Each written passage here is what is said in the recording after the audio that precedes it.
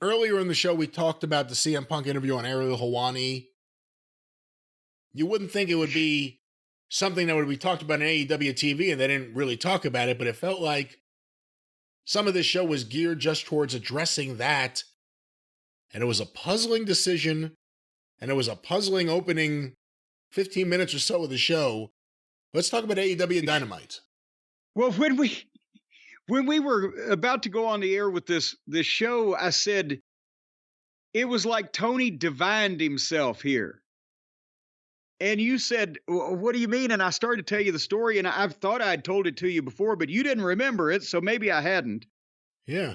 But what they did here was like ICW PAFO-like, in that it became the opposition promotion that was reacting to the big company, and not only reacted, but obviously bothered, obviously pissed off, obviously offended, whatever, reacting to the big company more than what their fans necessarily, I think, needed. Because here, for the people, I've said this a million times, for the people who like that kind of thing, that's the kind of thing those people like. For the AEW fans that really enjoy the program, like the program, the tribalistic behavior, we want to kick the WWE's ass, whatever.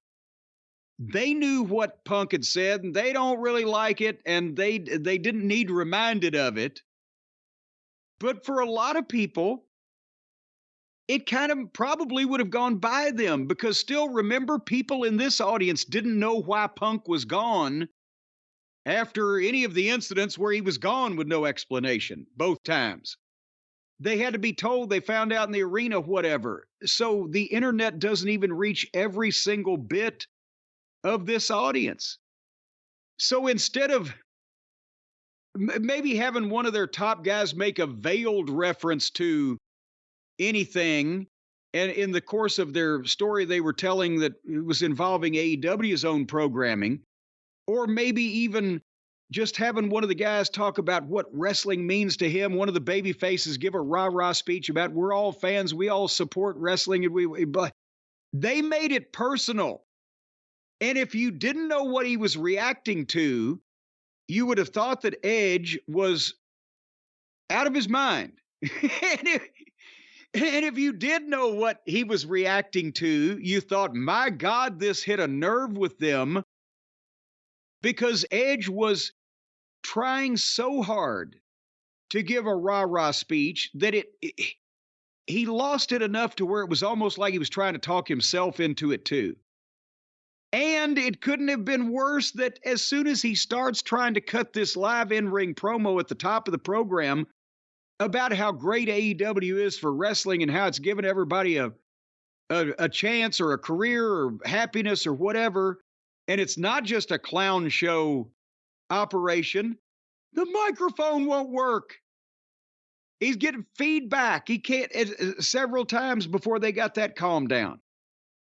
But did you notice, Brian, when he initially said, there's been a lot of negative BS spewed this week, nobody in the crowd reacted.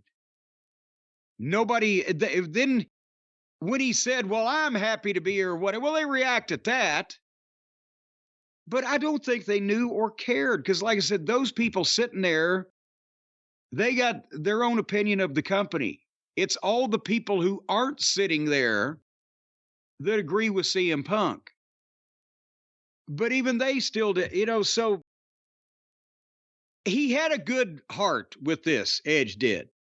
I don't know whether Tony instigated it, saying, Edge, you're my baby face, you're a great talker, go out there and try to talk people out of listening to what they fucking listen to, or whether Edge came and said, I'll give the rebuttal, the opposing viewpoint, Tony.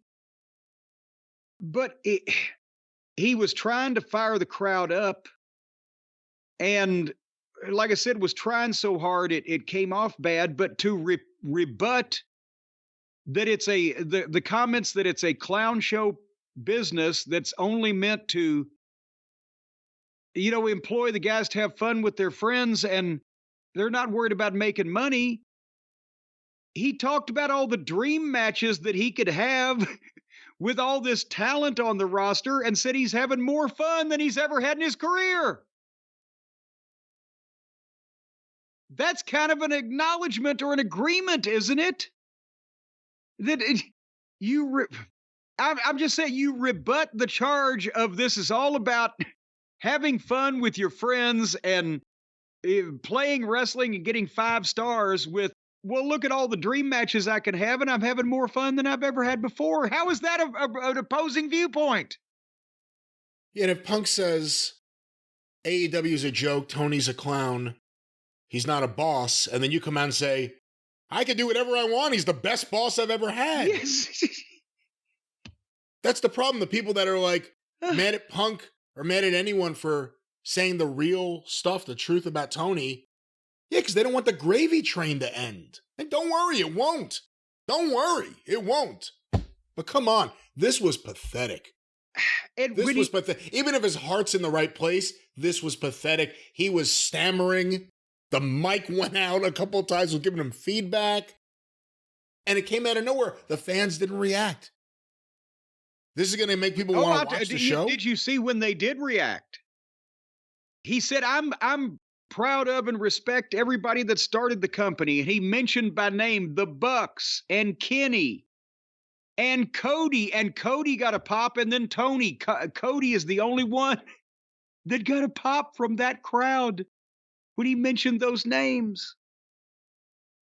And you can tell that he was really offended by these. I don't know what Edge's personal relationship is like with Punk, but he was offended because but then he came out and said the same thing. So it's kind of like this guy's trying to fucking knock this company where I'm having all this fun, having matches with my friends.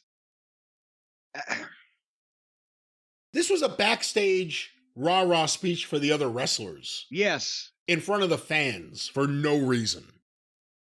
For no reason otherwise than the powers that be, Tony, the top wrestlers in the company, were so taken aback by Punk calmly and pretty rationally and reasonably explaining what's going on over there, that the story that was so believable because it wasn't over the top, because it echoed and mirrored things that we had heard already and was delivered in an articulate way.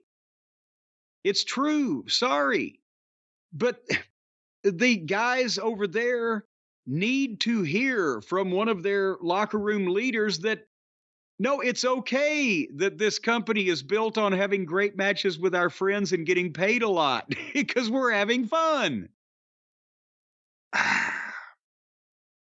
The fans they didn't need to hear any of that. They should have let that slide off their back without a lot of comment, because there was no rebuttal to make to Punk's statement.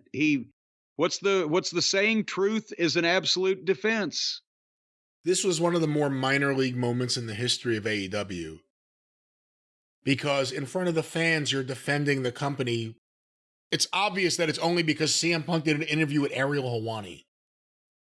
What percentage of the fans watched it? A lot of people checked it out. Don't get me wrong.